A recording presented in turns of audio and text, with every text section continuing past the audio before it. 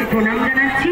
আমাদের যত শাখা সংগঠন রয়েছে, আমাদের ছাত্র, আমাদের যুব, আমাদের আইএনটিটিউসি, আমাদের মহিলা সহ সকলে আমি নমস্কার জানাই। আমি এই পদযাত্রা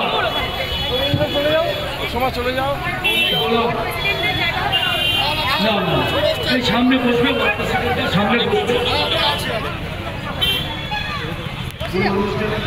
করে গেছি এবং এত বছর ধরে টানা এটা আগে দক্ষিণ বরানগর তৃণমূল যুব কংগ্রেসের ব্যানারে করতাম, কিন্তু পরবর্তীকালে দল 2022-এ যখন টাউনের সভাপতিত্বের দায়িত্ব দেয় তখন এটা টাউন তৃণমূল কংগ্রেসের ব্যানারে রোদে ঘুরছো, তার জন্য আমার মিডিয়ার যত বন্ধুরা আছে এখানে সবাইকে অনেক অনেক ধন্যবাদ এবং তোমাদের সাপোর্টটাও খুব ইম্পর্টেন্ট।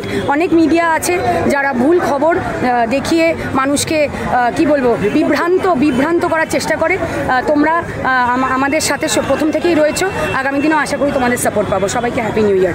এবার আমি তোমার প্রশ্নের উত্তরে আসি যে ভীষণ ভালো লাগছে, অবশ্যই একটা বার্তা মানুষের কাছে যে তৃণমূল কংগ্রেস শুধু আজকের দিনে না, 365 দিন মানুষের জন্য সর্বদা তৃণমূল কংগ্রেস রাজপথে রয়েছে এবং যেভাবে আজকে কেন্দ্রের সরকার যেভাবে মূল্যবৃদ্ধির মাধ্যমে বিভিন্ন সমস্ত প্রাইভেটাইজেশনের মাধ্যমে বিভিন্ন আরও কত বলবো প্রচুর আছে, যেভাবে মানুষের জীবনে দৈনন্দিন জীবনে যেভাবে অত্যাচার করে চলেছে তার বিরুদ্ধে লড়তে তৃণমূল কংগ্রেস রাজপথে আছে।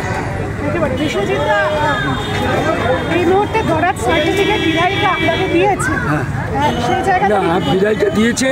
এর সাথে আমি একটাই কথা বলতে চাই, এতদিন ধরে যে আমি করেছি এবং ধরে রাখতে পেরেছি এবং আমার সবথেকে ভালো লাগছে এই কারণেই যে আমরা এর আগেও আমি করেছি, প্রথম যখন দল ক্ষমতায় আসেনি করেছি, কিন্তু তারপরে আমি একথা বলতে বাধ্য হব, দল ক্ষমতায় আসার পরেও এবারের যে আমি আলোড়ন দেখেছি, এবারে যে উচ্ছ্বাস দেখেছি সায়ন্তিকা বন্দ্যোপাধ্যায়ের নেতৃত্বে আমাদের বরানগরের কর্মীরা, দক্ষিণ বরানগরের কর্মীরা, তারা আমরা উচ্ছ্বসিত, আনন্দিত এবং আহ্লাদিত।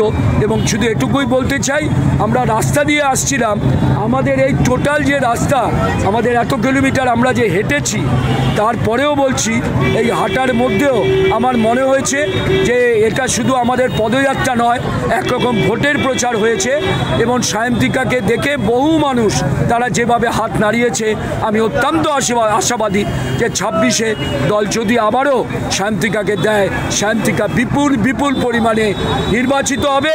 আজকে আমাদের এটাই শপথ হোক, এটুকু বলে আমি সবাইকে আজকে ধন্যবাদ জানাচ্ছি।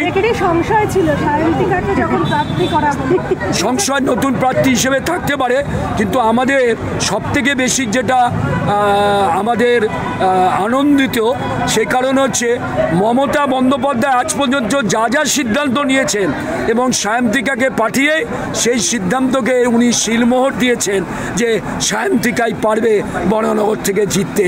এটাই মমতা বন্দ্যোপাধ্যায়ের তার কৃতিত্ব। আর এই কারণে আমিও তৃণমূল কংগ্রেসের কর্মী এবং দলীয় সভাপতি হিসেবে আমারও সেই কারণেই মমতা বন্দ্যোপাধ্যায় তথা আমার দলকে আমি সেই কৃতিত্বই দেব যে সায়ন্তিকাকে পাঠিয়েছে, আবারও যেন সায়ন্তিকাকেই পাঠানো হয়।